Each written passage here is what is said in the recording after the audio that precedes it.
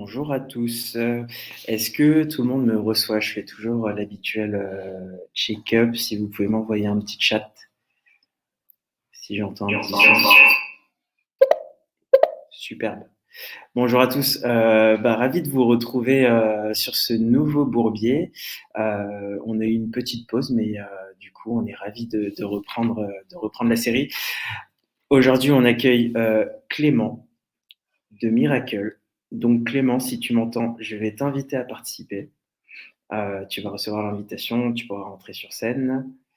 Et pour les personnes qui n'ont pas l'habitude de ce format, donc le Bourbier, je le rappelle, c'est un format interactif sur lequel on invite des pointes de la communauté produit qui viennent nous parler et nous partager leur expérience autour d'une problématique, et on essaye au maximum de tirer un enseignement des échecs des personnes pour apprendre collectivement. Donc Clément aujourd'hui va nous parler d'une expérience qui s'est plus ou moins bien passée et qui surtout, c'est ça qui nous intéresse, va nous parler de la manière dont il a pu s'en sortir et les apprentissages qu'il en a tirés. Et on espère que collectivement, on en ressortira mieux branché, on va dire. Donc, salut Clément, je vois que tu es connecté. Merci d'être là, super. Je te laisse te présenter. Je te laisse. Ouais, bonjour à tous. Je veux pas combien il y a de participants, donc j'espère que vous êtes nombreux. J'ai préparé quelques slides, à la fois pour me présenter évidemment le sujet du jour, et puis présenter Miracle aussi, qui fait partie du Next 40, mais que peu de monde connaît finalement, parce qu'on fait du B2B. Je vais partager mon écran. Il y a peut-être un petit setup. Non, j'ai l'impression qu'on est bon. Ça devrait aller. Voilà, moi je vois, donc je pense que tout le monde voit. Ok, on voit bien, on voit en plein écran et tout Ouais, ça. super. Ok, super. Alors oui, je m'appelle Clément Cosso, je suis Group Product Manager pour Miracle. J'ai rejoint la société en décembre, donc je suis encore un rookie pour Miracle. Ça fait plusieurs années que je suis dans le produit. J'ai commencé ma carrière il y a 10 ans environ. J'ai commencé par faire de la finance, etc. Et puis j'ai rejoint le produit. J'ai toujours travaillé dans le secteur de la publicité. J'ai travaillé dans un grand groupe de médias qui s'appelle WPP. C'est un réseau d'agences médias. Grosso modo, WPP, c'est pas très connu en France, ça fait 2 fois la taille du groupe Publicis. Donc c'est un très gros groupe. Et après, j'ai rejoint une petite boîte qui s'appelle Relevancy, qui existe toujours, qui a été rachetée par le groupe Casino. Et on était la régie publicitaire du groupe Casino. Voilà ce que j'ai fait, toujours dans le secteur du produit, donc avec une grosse étiquette publicité. Alors, voilà l'agenda du jour. Je vais présenter brièvement Miracle. Il y a quelques slides. Ce sera pas long. C'est pas ici l'essentiel. On va parler aujourd'hui d'un sujet de stratégie produit. Je vais essayer de prendre de la hauteur sur un peu les sujets du quotidien du métier de product management, et remonter d'un étage, parler de strat, et aborder la question du go-to-market et dire, OK, est-ce qu'on fait du build? Est-ce qu'on fait du buy? Ou est-ce qu'on fait une stratégie qui a le vent en poupe, qui consiste à créer des partenariats? Effectivement, c'est une stratégie qui a le vent en poupe, et on va essayer de voir à quel point cette stratégie comporte des risques. Et il se trouve qu'effectivement, dans ma carrière, j'ai eu déjà au moins 2 fails importants avec un sujet product partnership. Évidemment, on prendra le temps pour des questions, mais n'hésitez pas à m'en poser au fil de l'eau. Et puis, je vous demanderai de bien vouloir me faire un retour sur le temps investi, un return on time invested, une note de 1 à 5 pour me faire du feedback. Alors Ouais. sur Moi, je me permets, avant que tu commences, effectivement, tu m'as volé ma ligne. D'habitude, c'est moi qui invite les participants à pas hésiter à poser les questions. Utilisez l'onglet questions ou l'onglet chat, je m'adapterai. Et puis effectivement, au fil de l'eau, Clément, je ferai un peu la modération. Donc s'il y OK. a des moments où intervenir, t'en fais pas.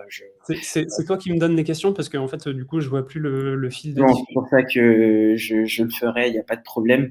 Et j'avais un deuxième point aussi, ça c'est pour la curiosité de tout le monde peut-être. Je sais pas si tu veux en parler, mais on a vu que tu étais groupe product manager. Moi, ça me fait déjà me dire, qu'est-ce qu'un groupe PM versus un PM?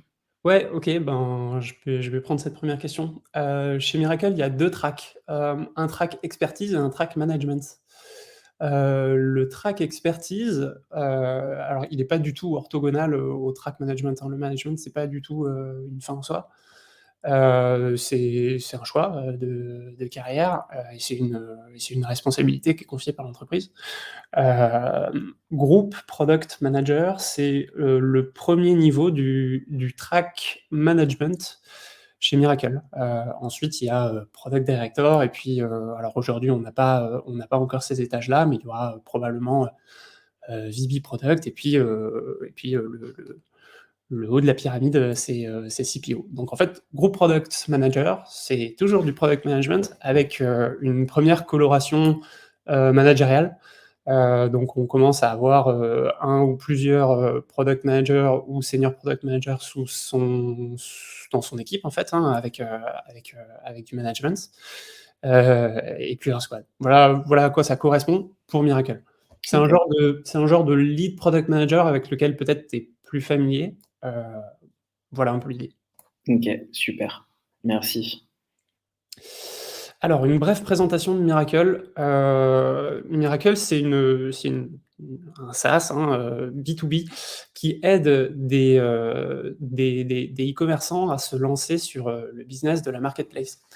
Le business de la marketplace, c'est dire, bah, par exemple, je vais prendre un de nos clients, Darty, je vends des produits, sur mon site, des produits que je détiens en propre, et je vais également offrir la possibilité à des vendeurs tiers, d'ouvrir une boutique sur mon site, et d'utiliser mon site comme canal de distribution pour vendre ses propres produits. Donc Miracle aujourd'hui, aide les e-commerçants comme, Darty à lancer ce business. Hem, le e-commerçant va prendre, une petite commission sur chaque vente qui est, effectuée via, sa marketplace. Le vendeur marketplace, lui, bah, ça lui permet d'avoir un nouveau canal de distribution avec la puissance du site, Darty, pour bénéficier du trafic du site Darty. Et le client final, lui, bah, du coup, il a, une sélection d'offres, qui est, beaucoup plus, large pour la même unité de besoin, et bénéficie, régulièrement de prix plus attractifs avec des vendeurs qui, établissent une compétition également sur le prix et donc ça bénéficie un peu à tout le monde, à tout l'écosystème du e-commerce. Voilà. Donc si je comprends bien, on est sur une notion de vous fournissez en marque blanche des marketplaces pour les grands enfin retailers et autres. C'est exactement ça. C'est Ok, exactement ça. C'est une marque blanche pour les grands e-commerçants. Donc on a un accès pour Darty, on a un accès, côté vendeur, donc tous les vendeurs qui souhaitent, commercialiser leurs offres sur le site de Darty et bah, le client final, lui, il utilise, darty.com, très classiquement. Voilà. Donc on est un business de plateforme en fait, hein, où on prend, nous, un petit péage, une petite commission sur chacune des ventes qui sont réalisées, via notre technologie. ok, très très clair. Merci. Donc, alors cette slide date de 2020 et depuis on a signé quelques beaux logos, mais grosso modo c'est une entreprise qui a, 10 ans aujourd'hui, hein. On a des clients, très prestigieux, des gros clients en France. On a Carrefour, on a BHV, on a Darty, j'en parlais et puis, on a des encore plus grands, on a, Best Buy au Canada, ePrice, et puis, on fait aussi du B2B, hein. On a des Conrad, on accompagne, Airbus, donc ça permet de couvrir des use cases, industriels, relativement larges, la technologie Miracle. Hem, Du modèle marketplace sur les gros industriels comme ça? oui, en fait, les gros industriels, nous utilisent, pour étendre leur gamme également et faire du sourcing de nouveaux fournisseurs. Donc tu vois, Mmh. un Airbus, par exemple, va utiliser notre, techno pour, faire grandir sa base de fournisseurs également, donc dans son propre intérêt. Mmh. Tu OK. vois, on couvre des use cases vraiment, B2C et également B2B. Ouais, intéressant. OK. Alors The Miracle Flywheel, hem, grosso modo, c'est notre fil conducteur, un peu notre ligne de vie. On essaie de tirer le meilleur de l'effet de réseau, avec ce cercle vertueux qui s'enrichit de lui-même. Grosso modo, notre objectif, commercial, c'est d'ouvrir plus de marketplace avec la technologie Miracle, ce qui représente plus de GMV. Alors la GMV, c'est, le gross merchandise value, c'est, le volume d'affaires, hein, le volume de vente, qui passe par notre technologie. Recruter plus de sellers, faire grandir notre base de sellers, collecter toujours plus de données pour enrichir, notre produit, en faire un meilleur produit, consolider notre position de leader, et ouvrir de plus en plus de marketplace. Voilà, on vient de boucler la boucle. Et par, plus de, alors, quand tu dis, plus de data, par exemple, est-ce que tu peux nous expliquer rapidement, comment vous c'est quoi? C'est le fait de récolter de la data d'usage qui vous fait piloter, en fait, l'évolution du produit, c'est ça? Alors il y a 2 types de données, j'en vois 2 qui sont particulièrement intéressantes pour nous. La data d'usage, je pense que dans toute activité produit, la data d'usage, c'est quelque chose qui est, extrêmement suivi, pour comprendre quel est l'impact, heu, des features qu'on release, et des anciennes features. Enfin, ça permet de faire évoluer le cycle de vie de chacune des petites composantes de notre produit. Donc la data d'usage, easy, c'est quelque chose qu'on regarde en permanence. Il y a une autre type de données qui nous intéresse de plus en plus. C'est, la donnée issue de nos clients, hein, issue du trafic de nos clients, et issue des ventes de nos clients. Donc grosso modo, c'est, toutes les données de vente, hein. Ça va nous permettre de collecter de la donnée et de fournir, en retour des enseignements à nos opérateurs et des enseignements à nos sellers. Je te donne un exemple, mais c'est à nos opérateurs, hem, on va par exemple dire à je prends, Darty, toujours le même, en fait, toi, tu es très, très fort sur cette catégorie. Aujourd'hui, tu es un peu plus en retrait sur tel et tel autre. On te recommande tel et tel et tel seller, tel vendeur que nous connaissons. Si jamais tu recrutes, tel vendeur, chinois ou polonais ou que sais-je, il a 2 supers offres, 2 super produits et tu vas améliorer ta performance sur cette catégorie. À l'opposé, un seller, on va lui dire: «Bah, en fait, toi, sur cette catégorie, tu as telle et telle et telle offre, et en fait, tes produits, ils sont assez peu vendus parce que tu es beaucoup plus cher que tous tes concurrents qui vendent sur la même catégorie». Et donc, en fournissant des insights, à tous nos stakeholders, on va permettre, d'enrichir, leur connaissance de leurs propres canaux de distribution, et d'accroître leur GMV perso et accroître leur GMV pour eux, ça fait, grossir notre chiffre d'affaires à nous. Donc tu vois, plus de données, c'est à la fois la donnée d'usage et à la fois la donnée, de nos opérateurs, pour mieux Ouais, conseiller, mieux accompagner et créer un meilleur produit. d'accord. Donc vous êtes pas, centré seulement sur le produit, il y a aussi un écosystème de services, du coup, lié Absolument, à l'usage de votre plateforme, quoi? absolument. Alors de service, quand tu dis de service, Non, ça peut faire appel à, du consulting et cetera. Il y a ouais. ça chez Miracle, mais quand je dis cette 2e verticale de données là, on la met au service, de notre produit. Heu, Typiquement, on pourrait imaginer qu'on crée un nouveau produit, Insight. Il y a des dashboards ou enfin, Exactement, du dashboarding, du reporting, et cetera. OK, cool. Bah, très clair, merci. Je te laisse, avancer. Ouais, ouais, aucun problème, hein, c'est super intéressant. Alors notre équipe R&D, aujourd'hui, il y a 170 professionnels. Évidemment, comme beaucoup de boîtes du Next 40, on ne fait que recruter. Je crois qu'actuellement, il doit y avoir au moins 100 postes ouverts sur notre portail. Beaucoup de postes sur la partie, R&D, hein. Évidemment, quand je dis R&D, il y a product management, bien évidemment, les développeurs, hem les technical writers également qui, sont en charge de la rédaction de la documentation, les designers, voilà, j'espère que j'oublie personne. Si j'oublie quelqu'un, je m'en excuse. On a, un SLA qui est extraordinairement élevé, hein, qui est de plus de 99,99 on a 800 tenants, plus de 180 API, et surtout, j'insisterai sur un point, la technologie de Miracle est reconnue pour sa fiabilité. On a des pics de charge, hein, dans le e-commerce, hyper connus, hein, comme le Black Friday, où là, en fait, notre infra est extrêmement sollicitée. Cette année, on a encore fait un Black Friday record avec 0 temps de latence, 0 interruption de service, et aucun problème de support significatif. Donc, je dirais que d'un point de vue produit, travailler pour Miracle, c'est une forme de confiance. En fait, grosso modo, d'un point de vue produit, on va pas passer son temps à se battre contre de la dette.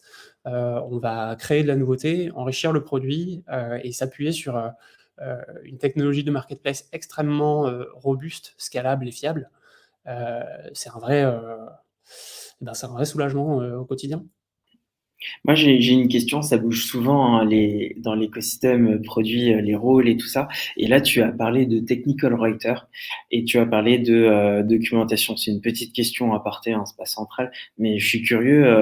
Est-ce que là, on parle de rédaction de documentation, j'ai envie de dire quasiment a posteriori et sur un volet, tu vois, technique de la documentation tech, ou est-ce que c'est quasiment le rôle de PM où il y a une dimension tu vois, rédaction d'US et tout ça qui a été déporté sur le technical writer. Non, c'est pas de la non, non, c'est pas cette, c'est plutôt le versant 1. Grosso modo, Ouais, on a un portail de documentation qui est extrêmement riche, hein, qui est extrêmement complet, heu, qui est vraiment du niveau, des plus grosses, technologies US, hein. Quand tu regardes notre portail de documentation, en fait, ça fournit, à tous nos clients toutes les clés pour non seulement comprendre le produit d'un point de vue fonctionnel, et leur permettre d'implémenter simplement, les technologies Miracle. Donc, tu vois, il y a de la documentation sur, les champs à appeler, sur, une API, de la rédaction sur, le fonctionnel.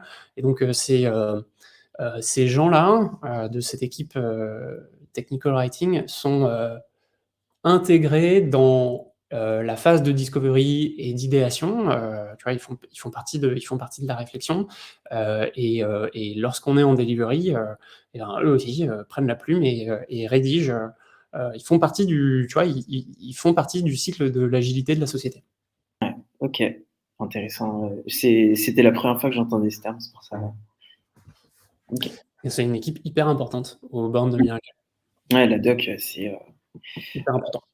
hyper important et l'enfant maltraité souvent, Souvent, ouais. En fait, c'est souvent maltraité quand c'est les PM qui s'en occupent. ouais, En fait, les PM, c'est, souvent les hommes à tout faire, et les femmes à tout faire. Et en fait, la documentation, c'est également, une philosophie, tenir un lexique, un glossaire, et cetera. Enfin, c'est un métier, quoi. mmh, Donc, oui, c'est un peu la partie maltraitée, du produit dans de nombreuses boîtes. C'est pas le cas chez Miracle. cool. Voilà pour, la partie présentation de Miracle. Bon, moi, j'ai déjà, présenté, qui j'étais et ce que je faisais. Donc, du coup, bah, je vous propose de rentrer dans le sujet, un peu par une porte, d'abord un peu conceptuelle, et puis après, on rentrera dans le côté un peu plus, pratique, de ce que j'ai, expérimenté. Donc, stratégie produit, build versus buy versus partnership. Grosso modo, c'est un peu les 3 les 3 manières d'entrer sur un nouveau marché, par exemple, 3 manières d'aborder la question du go-to-market.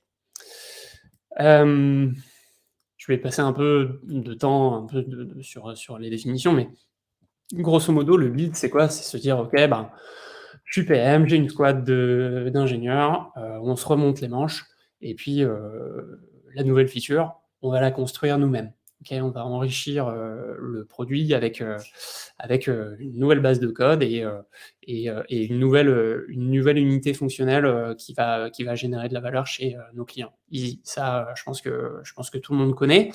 La partie buy et la partie partnership, je vais essayer de passer un tout petit peu plus de temps sur cette partie parce que, il faut quand même essayer de les distinguer, et je vais essayer de les définir en donnant des exemples. Alors la partie buy, grosso modo, c'est dire: «J'ai un produit, il existe déjà, je souhaite l'enrichir», et j'ai 2 manières, disons théoriques, de l'enrichir. C'est, soit j'acquiers, un software ou un SaaS, pour enrichir mon produit et donc là, je donne l'exemple de Google Analytics. Si demain vous voulez faire de l'analytics sur votre, site, sur votre produit, vous allez potentiellement utiliser Google Analytics. Évidemment, en tout cas pour moi ça me semble clair, il est hors de question de redévelopper toute une librairie de tracking pour faire, de l'analytics sur son site. On va utiliser un produit du marché. Pourquoi? Parce que, acheter ce produit-là, ça coûte beaucoup moins cher que de le développer, soi-même. Donc en fait, le build versus buy, il faut souvent se poser la question du coût d'opportunité, hein, de faire du build quand en fait la solution est apportée, en achetant une technologie du marché. Et puis la deuxième manière de faire du buy, bah, c'est de faire une acquisition. Alors évidemment ça concerne les sociétés qui ont soit suffisamment levé, soit qui ont suffisamment de cash pour se lancer dans un process de M&A et faire une acquisition. Je donnerai l'exemple de IBM qui, en 2019, a racheté la technologie Red Hat pour la bagatelle de 34 milliards de dollars pour se renforcer sur la partie cloud et l'open source. C'est le deuxième moyen d'enrichir son offre de produits avec une nouvelle unité de valeur. Donc, acquisition d'un software, acquisition d'une société, voilà comment on peut faire du buy pour se lancer sur une nouvelle activité ou enrichir son activité existante. Et la troisième stratégie qui existe, c'est donc la stratégie de partenariat, qui a vraiment le vent en poupe et on va le voir, en fait, il y a beaucoup d'avantages, et je vais vous donner des exemples encore une fois. Miracle, aujourd'hui, c'est une société qui se concentre sur son activité cœur, qui est, la marketplace, en SaaS, OK? Aujourd'hui, on a des partenaires qui gravitent tout autour de la technologie Miracle. On a un écosystème de partenaires sur, la partie, facturation, sur la partie livraison, c'est le cas de Qubin, par exemple, et même sur la partie média. On a un partenariat avec Cast TV, qui est une technologie de live shopping. Donc grosso modo, ça veut dire quoi? Ça veut dire qu'autour de notre produit cœur, on a des partenaires qui gravitent, qui se lient à notre technologie. Donc, pour un client, en fait, on peut utiliser, les 2 technologies en synergie. Et ça, bah, ça permet, aux clients d'avoir, parfois un avantage sur le prix ou avoir une expérience qui est plus, voilà, qui est moins coûteuse en énergie.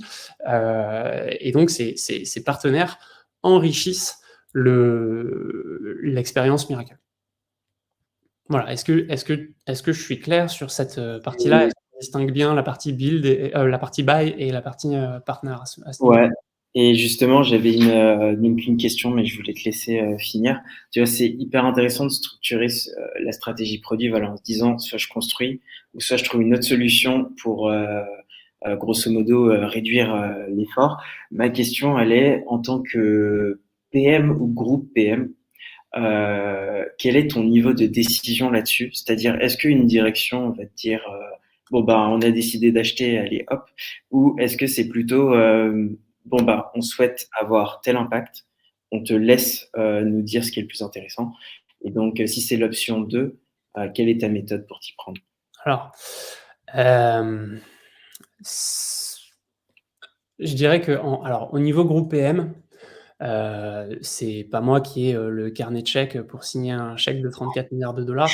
C'est une évidence. Donc en fonction disons qu'en fonction de la recommandation, un groupe PM a la charge de docu de formuler une recommandation, de la surdocumenter et grosso modo de prouver, que, la recommandation est la bonne.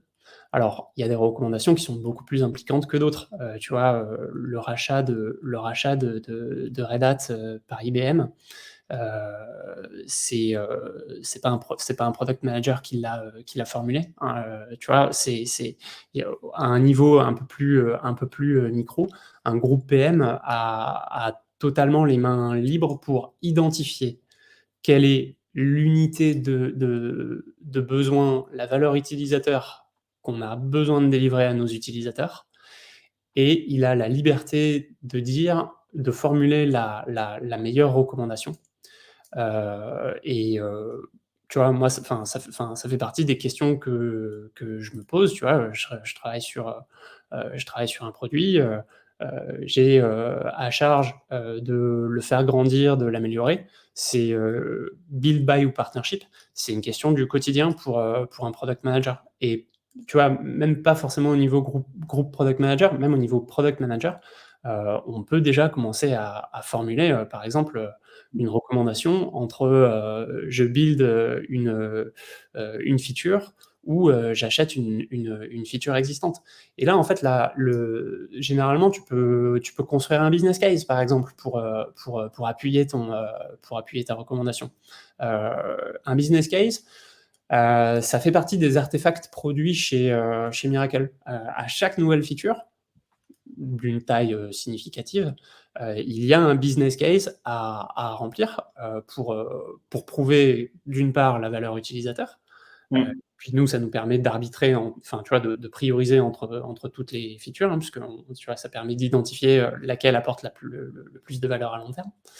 Heu et donc, ce business case-là, tu peux intégrer la notion de, combien je gagne si je fais du build, la et combien je dépense pour construire la nouvelle feature. Et si je l'achète, et ben, combien je vais gagner? Généralement, tu vas gagner beaucoup plus vite, hein, puisque la technologie, elle est quasiment prête à l'emploi. Et cette technologie-là, combien elle me coûte? Sur Google Analytics, c'est assez simple de savoir combien ça te coûte. C'est un abonnement mensuel. OK, parce que, en fait, je pose la question parce que enfin, pas à titre personnel, mais je vois souvent des PM, qui sont confrontés à typiquement, le sujet, on a un back office. Est-ce qu'on fait notre propre back office ou est-ce qu'on prend, Forest Admin ou je ne sais quoi, le truc Mmh. classique? Et je voulais, savoir si au-delà de faire une feature table, OK, nous on n'a pas ça, Forest Admin il l'a et cetera, et puis comparer peut-être, Jurome versus ce qu'on paye pour une solution. Je voulais savoir si tu avais d'autres méthodes, tu vois, au sein du business case, des trucs qui pourraient intéresser les participants. D'autres méthodes pour faire un arbitrage sur, Ouais, le ouais. ouais, ouais, bien sûr, bien sûr. En fait, en fait, c'est une méthode, très basée sur le quanti, mais encore une fois, c'est peu stratégique de ne réfléchir que sur le quanti. Ouais. Je te donne un exemple. Si je signe, un partenariat, je sais pas, pour, Miracle, avec Cast TV, par exemple, qui fait du live shopping. S'il se trouve que moi, je veux me lancer sur le live shopping, que je veux construire, ma technologie de live shopping. Voilà, j'en ai pour 2 ans ou 3 ans, OK. Et entre-temps, je signe un partenariat avec Cast TV. Ben, est-ce que je suis pas en train de renforcer la position stratégique de Cast TV chez tous mes clients? Tu vois? Donc, il y a aussi un arbitrage stratégique, à faire sur, qui tu vas renforcer avec ta stratégie produit, quoi. Parce que pendant 2 ans, en fait, Casse TV, lui, il va signer des clients grâce à moi, quoi. Et comment je fais le jour où je me lance? Il est implanté partout. Tu vois? C'est également des réflexions à avoir. Alors, c'est pas une boîte à outils un peu comme le business case, mais c'est, disons que c'est un ensemble de réflexions stratégiques autour du produit, D'accord. à avoir pour faire son arbitrage. OK, super. Alors, alors on a préparé un petit Miro. Peut-être que, je peux redonner le lien ou alors est-ce que tu l'as toi de ton côté? Malheureusement, je n'ai pas le lien de mon côté. Alors tac, je vais essayer de le remettre ici. Je l'ai mis dans le chat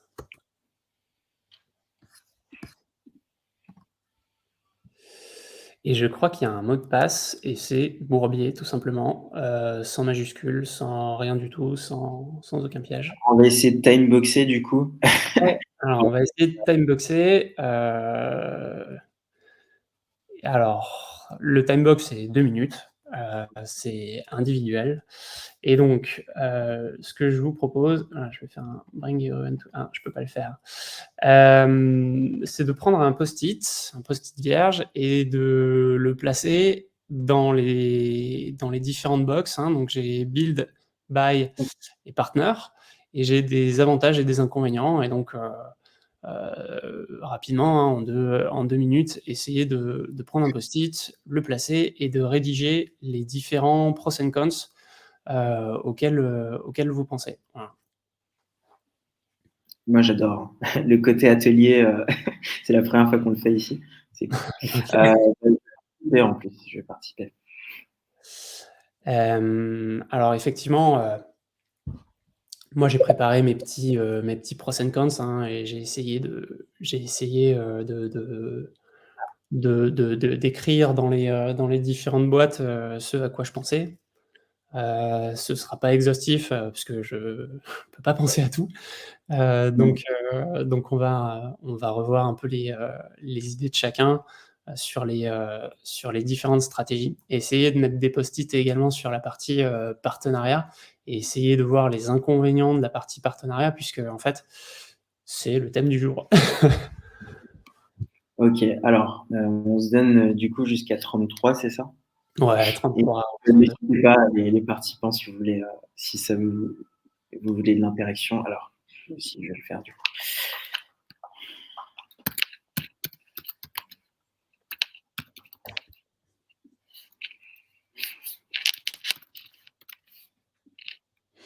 Ouais, j'espère que tout le monde a pu se loguer. Bon, si vous rencontrez des problèmes, c'est pas dramatique. Heu,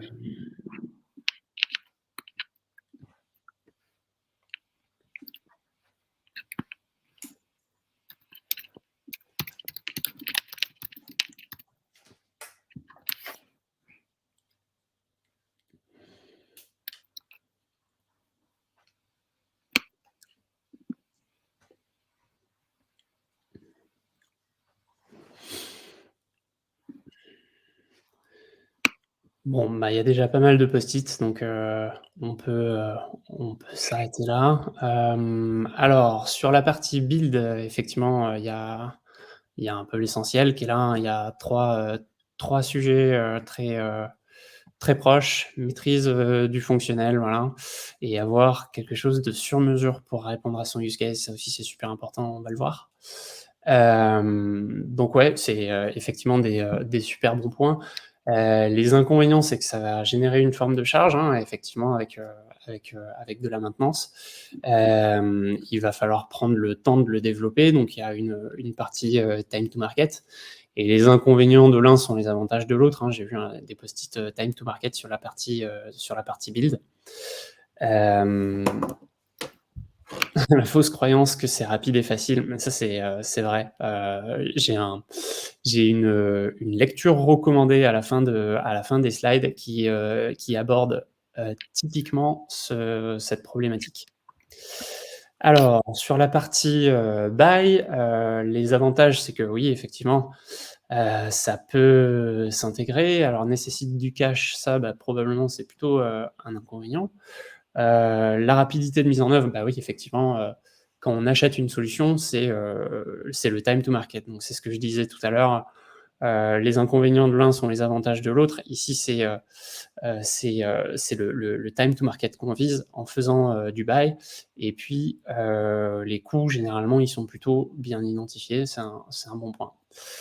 Intégration parfois complexe, et ben, effectivement, ça peut arriver, c'est généralement pas l'objectif.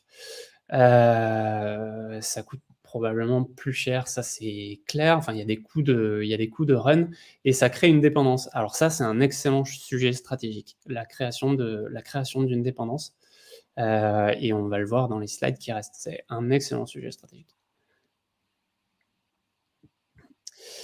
Alors, sur la partie, avantage du mode, partnership, alors, on délègue une fonctionnalité qui est pas cœur de métier, ça c'est très bien, effectivement, ça évite de faire de la dispersion. Le time to market, c'est encore effectivement un sujet clé, un sujet stratégique clé, hein. On veut couvrir un besoin utilisateur avec, du partenariat, on peut pas le faire, on sait pas le faire, c'est pas notre métier. Bon, mais partnership, et c'est exactement le cœur de cible, du sujet, partnership, et c'est souvent moins cher, et même au-delà de ça, c'est même une opportunité de gagner de l'argent, hein, puisque, tu vois, il y a des partenariats chez Miracle où, on fait, un revenu share avec notre partenaire. C'est-à-dire, notre partenaire va générer 100, grâce à l'intégration de Miracle, et ben, il nous rétrocéder, 5, 10, 12, 15, sous forme de revenu share. Alors, un des inconvénients, c'est, ouais, l'UX, clairement, hein, on se greffe à l'UX, de notre partenaire, et il peut y avoir une énorme rupture, UX avec ce modèle-là. L'alignement des roadmaps, ça, c'est un très, très bon sujet stratégique. C'est-à-dire que dès lors que vous signez avec un partenaire, pardon, vous perdez la main sur, la roadmap. Voilà, et contraintes imposées par le partenaire, ça, c'est un peu le même sujet. Modèle éco, revendeur ou intégré? Je sèche sur celui-là. Allez, je retourne à mes slides. On voit bien mon truc. Et je vais faire la promo de mon ticket, j'avais mis à faire vivre. Parce que d'expérience, un partenariat, si on n'est pas attentif et on reste pas en contact avec la personne, enfin, ou l'interlocuteur, etc., en fait, ça s'effondre, quoi. Bref, Yes. voilà. Bon, alors nous, on a des chargés de partenariat, hein, qui, gèrent Ah, tous ces sujets-là, ils en gèrent plusieurs, avec des verticales, donc ouais, effectivement, c'est un très bon point. Alors moi, j'en avais noté quelques-uns, et enfin, j'ai pas toutes les réponses, hein, évidemment, mais, et encore une fois, il va y avoir pas mal de redites puisqu'il y avait des post-it très intéressants, mais, sur les avantages du build, ben, heu, effectivement, on va être propriétaire de la technologie, et donc ça, c'est pas un sujet qui a été abordé, dans le Miro, mais, hem, imaginons une société, je sais pas, comme les sociétés du Next 40, là, les Miracle, les Payfit, et cetera. Détenir une technologie, c'est également extrêmement relatif à la valorisation de la société. Parmi les entreprises du Next 40, il y en a certaines qui préparent, leur IPO, voilà, c'est normal, elles grossissent. Heu, le jour où tu dis que tu possèdes telle feature, c'est pas du tout le même impact à la valorisation de la société que si tu dis que tu fais du partenariat. Donc la propriété a un impact important sur la valorisation de la société. Voilà. Le potentiel de revenu est largement supérieur, aux autres modèles, et tu vas maîtriser ta roadmap. Voilà. Après, bah, l'inconvénient, bah, c'est la priorisation par rapport à toutes les ressources, hein. Hem, est-ce que ta nouvelle feature, va être, jugée prioritaire par rapport à toutes les autres? Est-ce que tu vas avoir la ressource pour la livrer? Il va y avoir un arbitrage à faire à ce moment-là, et ça requiert des CapEx, liés aux people. Sur la partie buy, bah, le gros avantage, clairement, c'est le time to market, et un des inconvénients, bah, bien sûr, c'est, les coûts additionnels, hein, même si, ils sont parfois maîtrisés. Et alors, il y avait eu, un post-it intéressant, qui disait, on le build, en fait, on a souvent, la croyance que ça va être, que ça va être facile et rapide à livrer.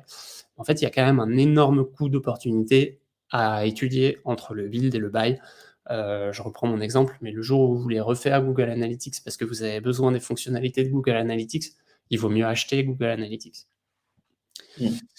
Et sur la partie partenariat, donc le time to market, généralement, c'est une manière de dérisquer son activité, hein, puisque grosso modo, c'est le partenaire qui supporte le risque, hein, le risque commercial, le risque d'image. Et puis ça demande aucun CAPEX ou alors très léger CAPEX pour l'intégration avec ce partenaire. Et après, ben, c'est lui qui délivre la valeur. Et les inconvénients, c'est qu'effectivement, on l'a dit tout à l'heure sur le Miro, il n'y a aucun contrôle sur la roadmap, c'est lui qui décide, et c'est normal. J'ai un point pour illustrer ce truc-là qui sera très clair quand je vais expliquer mes fails. Le potentiel de revenu est plus faible puisqu'on va faire un revenu cher. Et est-ce qu'on n'est pas en train de renforcer un futur concurrent qu'on aura envie de sortir dans 12, 18 ou 24 mois. Voilà. Donc, un peu la globalité des sujets auxquels moi j'avais pensé, et je pense que vous les aviez quasiment tous. Alors, mes fails maintenant, en fait, bah, j'en ai au moins 2 sur le partenariat. T'interrompre avant que tu avances sur le reste, vu qu'il y a une question, je pense, qui est liée à tout ce que tu viens de dire. Donc, Alex, est-il possible dans le développement de la société de passer d'une étape à une autre, buy, partner, build, pour lancer vite puis augmenter la valeur? Complètement, bien sûr. Bien sûr. Faire du partenariat pendant un temps, et puis toi, par exemple, tu construis ta propre technologie, pourquoi pas? C'est évident. Après, tu vois, le partenariat, j'ai même envie de te dire, le partenariat peut améliorer ta conception du produit que tu développes en propre, tu vois? Tu vas envoyer, par exemple, une petite start-up se casser les dents chez les clients, et puis toi, pendant 12 mois, tu observes quels sont les cas clients qui posent problème en termes d'intégration, en termes de performance. Et puis toi, tu as une casquette de partenaire, donc c'est pas toi qui supporte, encore une fois, le risque commercial et le risque d'image. Et puis pendant cette période de 12 mois, tu t'enrichis de cette expérience avec ton partenaire. Et puis le jour où tu penses que tu as une maîtrise, une connaissance du fonctionnel, pourquoi pas passer sur du build? Et demain, c'est ta technologie, et elle est valorisée pour ta société. Donc oui, oui, c'est effectivement une très bonne réflexion stratégique. Voilà, ils sont pas orthogonaux, ces modèles, en fait, hein. Ils peuvent s'enrichir, quoi, les uns les autres. Voilà, j'espère que j'ai répondu. Alors sur mes fails, je vais essayer de ne pas citer les sociétés dans lesquelles ça m'est arrivé. Alors, il y a plusieurs années, la société dans laquelle je bossais a signé un partenariat très déséquilibré, financièrement, hein, j'entends, Mmh. avec une petite structure. Une petite structure qui nous donnait, à qui, en fait, qui nous fournissait de la donnée utilisateur pour faire du ciblage publicitaire. Et il se trouve qu'on a signé un partenariat d'exclusivité avec ce partenaire, ce qui voulait dire qu'en fait le partenaire ne pouvait fournir sa donnée qu'à nous. On a signé ce partenariat parce que sur le marché de la donnée, à l'époque, c'était une donnée assez particulière. C'était la donnée de géolocalisation issue des utilisateurs de téléphones portables en France. Donc, de la donnée de géolocalisation. Aujourd'hui, le RGPD est passé par là. Cette donnée-là ne se véhicule plus du tout de la même manière. C'était un peu le Far West à l'époque sur la donnée publicitaire, la donnée de ciblage. Voilà, donc ce partenaire-là ne pouvait nous fournir sa donnée Canon. Et on était donc son seul client et on achetait plutôt pas mal de données, ce qui fait que pendant un temps, ils ont été extrêmement, satisfaits de ce partenariat. Sauf que, bah, grosso modo, ça veut dire que leur marché était restreint à un seul client, le nôtre. Et puis, nous de notre côté, bah, commercialement, cette activité-là pour laquelle, on achetait cette donnée a un peu périclité. Et donc on a commencé à affaiblir ce partenaire, hein, sur cette, dimension, données de géolocalisation, qui a décidé de nous quitter, de sortir du contrat. Avec des pénalités certes, mais en fait, on ne vit pas, grâce aux pénalités, qu'on récolte d'un contrat. Donc la conséquence de cette rupture de contrat, c'est que notre business s'est arrêté, puisqu'on dépendait d'un partenaire et pendant ce temps, tous nos concurrents, qui ne pouvaient plus utiliser ce partenaire grâce à l'exclusivité, ont développé leur propre technologie. Donc eux ont fait du build, puisqu'ils n'avaient aucun partenariat, accessible. Donc au bout de 12 mois, tout le monde avait fait du build, tout le monde maîtrisait sa technologie, sauf nous. Donc, je crois que on a fermé la boîte, hein, grosso modo, hein, après ces déboires. Donc le premier takeaway, en fait, de ce fail, numéro 1, c'est que le cœur de la proposition du produit ne peut pas reposer sur le partenaire. Et je le disais tout à l'heure, quand j'expliquais la différence entre build, buy et partnership, le partnership, c'est quelque chose qui vient enrichir le cœur de produit, qui gravite autour du produit. C'est une énorme erreur de faire reposer sa proposition de valeur sur un partenariat. Une, Mmh. une très très grosse erreur. Ouais, incroyable. Ah oui, et erreur qui ouais, qui coûte très cher, quoi. OK. Qui coûte très cher. Alors, bon, Donne on pas, a j'imagine. fermé, WPP, hein, on a fermé, cette petite boîte qui représentait aux bornes de WPP pas grand-chose, OK? Mmh. Mais ça a été une fermeture de business quand même, enfin c'est significatif, il y a quand même des gens qui bossent et cetera, enfin tu vois? Mmh. Mon fail numéro 2, alors, il est un peu plus récent, et là, pour le coup, j'étais dans la situation inverse, la situation du petit avec un gros partenaire, OK? Il s'agissait d'un GAFAM, OK? Bon, sur la publicité, mmh, c'est soit G, soit A, hein, d'accord? Hem, C'était un partenariat qui était super intéressant pour la société, puisqu'il incluait énormément de choses, en fait, hein. Il incluait, un contrat, cloud, multiples dimensions, hein, dans ce partenariat avec, il y avait même de la commercialisation de notre technologie par le partenaire qui arrivait, enfin un GAFAM, une force de frappe qui est colossale. Donc, grosso modo, le partenariat était, intéressant, là j'ai écrit financièrement, mais pas que du point de vue financier, en fait.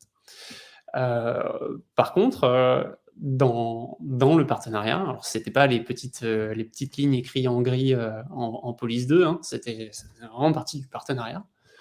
On devait utiliser une des technologies publicitaires de cet acteur. Voilà. Sauf que cette technologie, elle était pas exactement conçue pour notre use case. C'était proche et on pensait qu'on allait pouvoir tweaker le truc en disant: «Voilà, on va l'utiliser, et on va détourner un peu l'usage, cœur de cette technologie». Et en fait, il se trouve que cette technologie, ça s'approchait, mais c'était pas vraiment conçu pour faire ce que nous on voulait faire. Et donc, ben, qu'est-ce qui s'est passé? Au bout de 6 mois, on a enfin signé cet énorme contrat, un gros contrat, donc, tu vois, 6 mois, hein, pour le signer. Et puis une fois que ça a été signé, on a lancé des projets, on a essayé d'utiliser cette fameuse, technologie, pour se rendre compte qu'en fait, c'était proche, mais quand même trop différent pour répondre à notre besoin. Hem Et là, en fait, tu as 0 contrôle sur la roadmap. Le PM, il est aux États-Unis, côte ouest, tu lui parles jamais, en fait. Le gros partenaire, il fera pas évoluer son produit, pour couvrir le use case du tout petit qui a signé un partenariat. Enfin, c'est juste, c'est évidemment pas comme ça que ça se passe.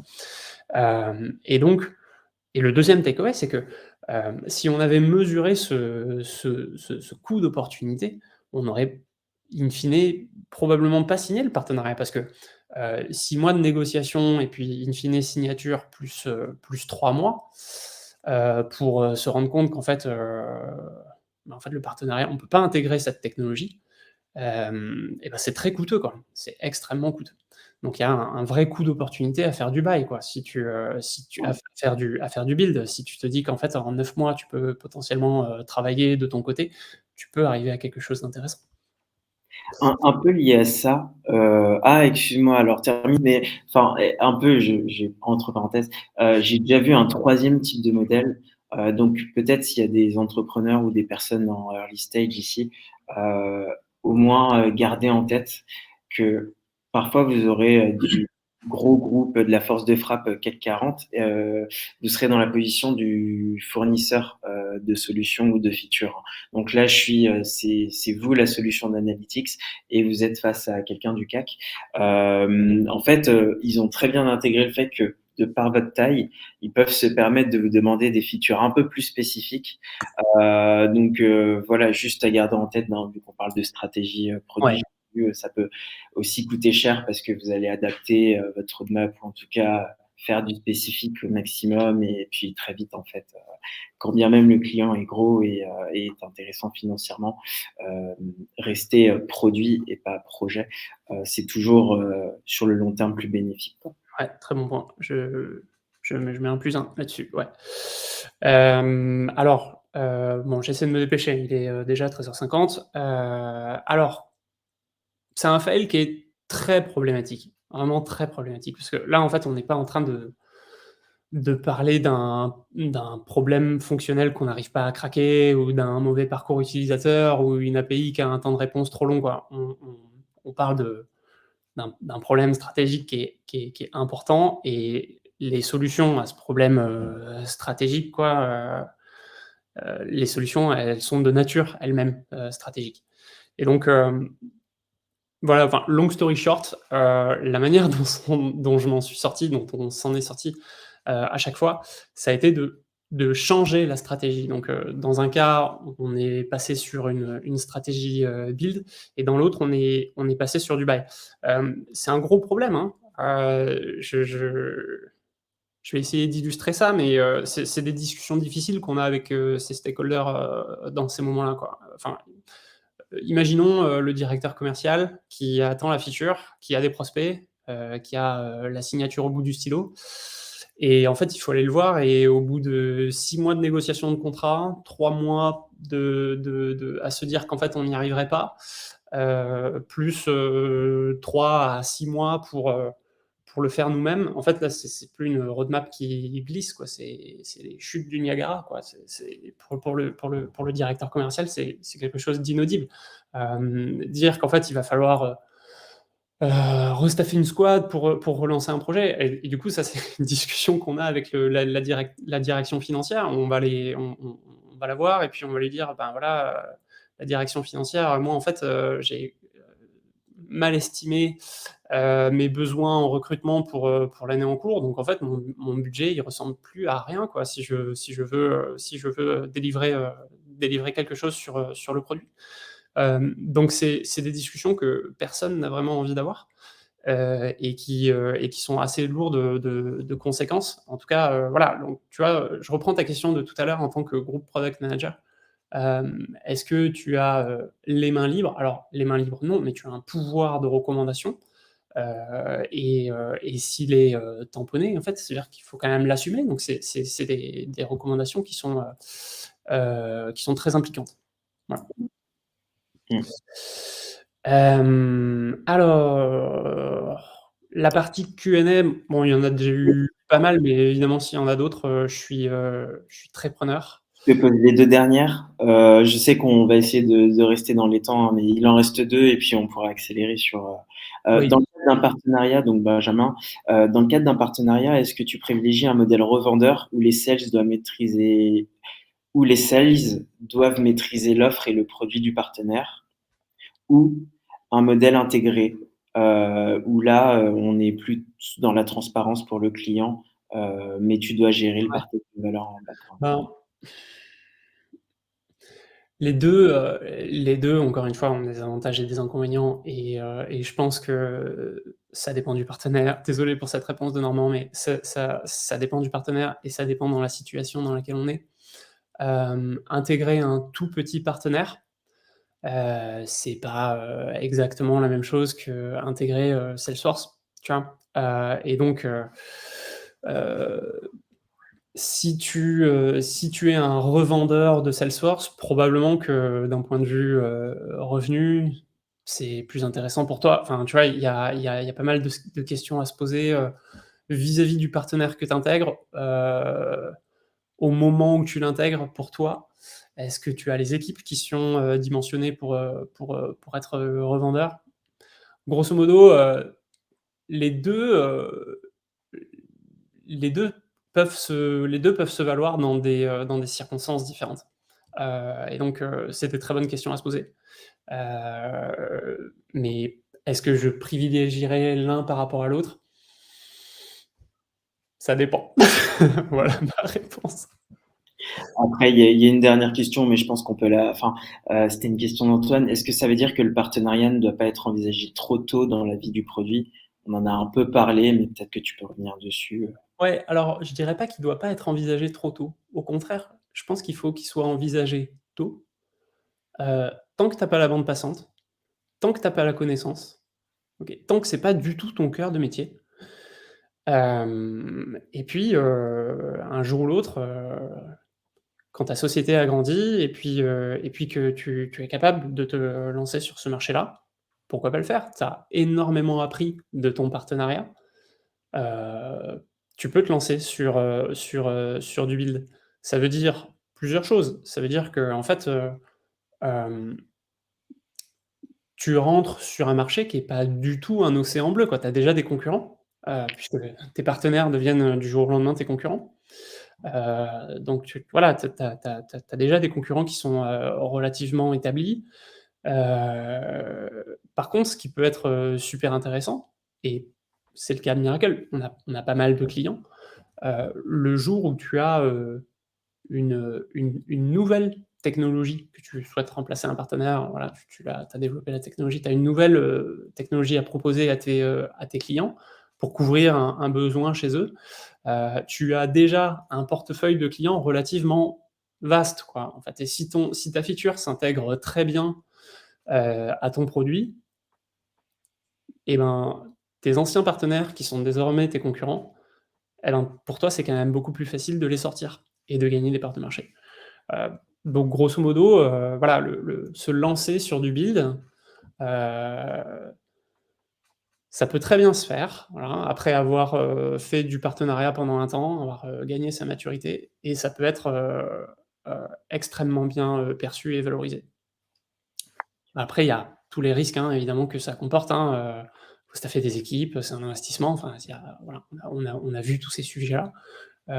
Mais ça peut être super intéressant et encore une fois, d'un point de vue de la valo pour toutes ces boîtes, pour qui c'est très important, et ben, le modèle build, un jour ou l'autre, c'est celui qui a le plus de valeur. Ben, sur, ces belles paroles, merci infiniment, Clément c'était vraiment très, très, très intéressant, et puis j'aime bien la structure, donc là, on est en vraiment macro stratégie produit, build, buy, learn, donc on fait les choix un peu, fondamentaux pour, avancer et c'est vrai qu'on n'en parle pas beaucoup.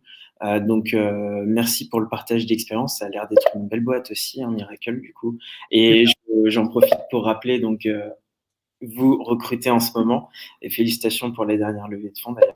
Donc Merci beaucoup. Ouais, bon, hors de j'y suis pour questions. rien, c'était à rien arrivé. Mais oui, bien sûr, enfin, on a communiqué sur ces levées de fonds Et puis on essaye de communiquer beaucoup pour faire ressortir notre marque employeur. Effectivement, il y a beaucoup de recrutement en ce moment chez Miracle. C'est des promos tous les mois qui arrivent. Ouais. Alors, je vois pas le chat, mais je vous remercie de me mettre une note entre 1 et 5 pour évaluer votre retour sur le temps que vous avez investi et qu'on a passé ensemble. Et puis, pour terminer, j'ai une lecture intéressante autour des sujets là que j'ai un peu effleurés, quoi, hein. C'est Escaping the Bill Trap de Melissa Perry, qui est aussi podcasteuse. Donc, je pense que voilà, vous pouvez tout simplement écouter des podcasts de cette personne-là qui, voilà, qui dit au fond, euh, la question du product management, c'est pas c'est une question d'outcome pour l'utilisateur, voilà, ce qui va retirer de notre produit, et pas Mmh. uniquement des outputs et ce qu'on arrive à build et ce qu'on arrive à délivrer sprint après sprint et mois après mois. Ce n'est pas qu'une question de build, et donc voilà, elle est autour de ce sujet de la valeur utilisateur, autour du build, mais pas que. Et voilà, elle aussi aborde ces sujets-là dans ce bouquin-là. Mais bon, au-delà du bouquin, c'est aussi une podcasteuse intéressante. Bah, super. Hâte d'écouter alors. Bah, merci à tous. On vous donne rendez-vous du coup pour un prochain Bourbier. Merci encore Clément. Hâte de garder contact. J'espère que Bah, avec plaisir. une bonne continuation chez Miracle. Et bonne journée à tous. On vous Merci. dit plus Bonne tard. journée.